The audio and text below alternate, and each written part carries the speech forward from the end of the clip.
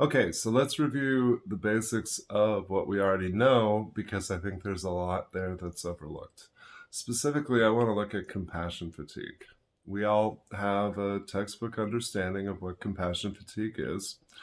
The first time I experienced it, it was unnerving.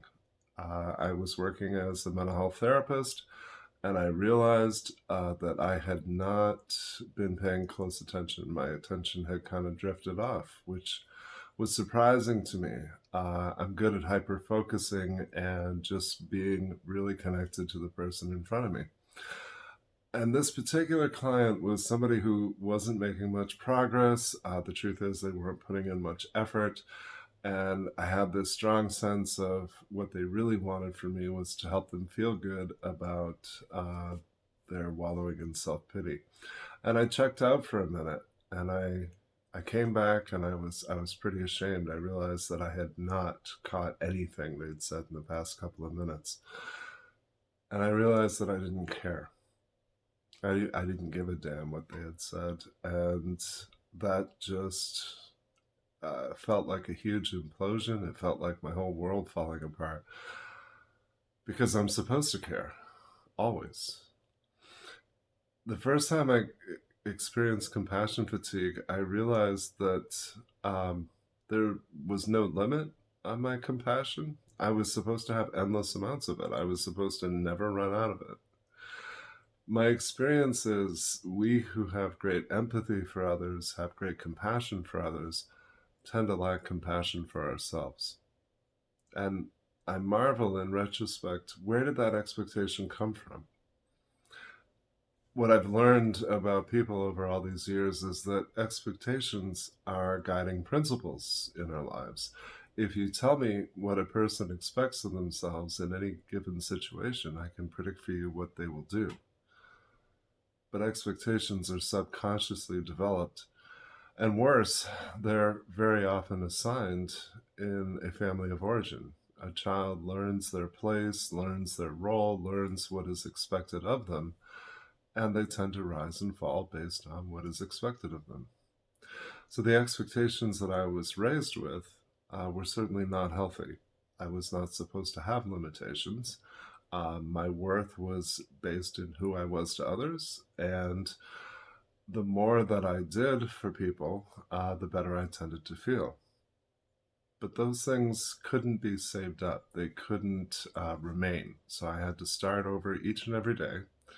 I am a textbook adult child of an alcoholic. I am a textbook codependent. But at some point, I reconciled that those are just labels. Those are just things I can refer to myself as. And in truth, they explain very little. So, what I've learned to do is take my expectations of myself and others and make them overt. It was difficult for me to come to terms with that. Many years ago, I had this conversation with my wife in which I said, how is it that everybody who knows me believes I can move mountains single handedly? And she laughed wickedly. She said, have you met you? That's what you do. And God help the person who tries to help you. For much of my life, I didn't practice reciprocity. I was a one way street. I gave, I did not receive. I could not embrace the vulnerability of simply asking for what I wanted and needed. I could not, I wasn't trying to identify what it was that I felt, much less express that to people who might support me, encourage me, reassure me.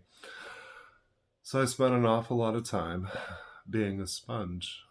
I would take in every bit of pain, every bit of fear, every concern that my client had, and I would have no awareness that those weren't my needs or wants or feelings. I just had this profound drive, this sense that I wanted so much more for them. And I didn't have good boundaries. I did not make a separation between myself and those I serve.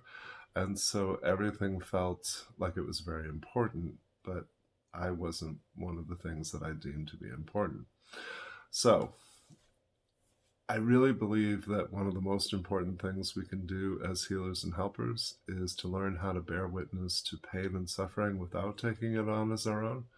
And that is an art form in and of itself. we don't protect what we don't value.